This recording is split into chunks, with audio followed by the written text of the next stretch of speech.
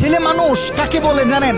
যে তার নিজের কলিজা ছেঁড়া কষ্ট ভাতের লোকমার সাথে প্রতিনিয়ত গিলে খায়, তাকে ছেলে মানুষ বলে। একটা ছেলে যখন বড় হয় সে তার নিজের বাবাকে গিয়ে এই কথাটা বলতে পারে না, বাবা আমি প্রচুর পরিমাণে ডিপ্রেশনে আছি, আমি অনেক সমস্যার ভিতরে আছি, আমার একটু তোমার সাপোর্টটা দরকার, কারণ তোমার ছেলের তুমি ছাড়া এত আপন তো আর কেউ নাই। বাবা তোমার ছেলের মাথায় একটু হাত বুলিয়ে দাও, সামান্য সময়ের জন্য হলেও তোমার ছেলেকে একটু বুকে টেনে নাও। তুমি যদি একটু আমাকে তোমার বুকে টেনে নাও তাহলে আমার কষ্ট অনেকটা কমে যাবে। ছেলেরা এই কথাগুলো কখনোই তাদের বাবাকে গিয়ে বলতে পারে না। ছেলেরা কখনো নিজের মাকে জড়িয়ে ধরে কান্না করতে পারে না, because people say boys don't Cry. ছেলেদের মুখে কান্না মানায় না, এ কারণে ছেলেরা নিজে কষ্টে পড়লে কাউকে একটু কান্না করেও বলতে পারে না। খুব খেয়াল করে দেখবেন, একটা ছেলে খাবার খাওয়ার আগে যে কখনো প্লেটটা ধুয়ে খাবার খায় নাই, এই ছেলেটাও নিজের সবটা দিয়ে চেষ্টা করে নিজের ফ্যামিলি, নিজের প্রিয় মানুষটার মুখে হাসি ফোটানোর জন্য। অনেক ছেলে দেশে পরিশ্রম করে, অনেক ছেলে প্রবাসে বছরের পর বছর নিজের ফ্যামিলি, নিজের প্রিয় মানুষের মুখে হাসি ফোটানোর জন্য পড়ে থাকে।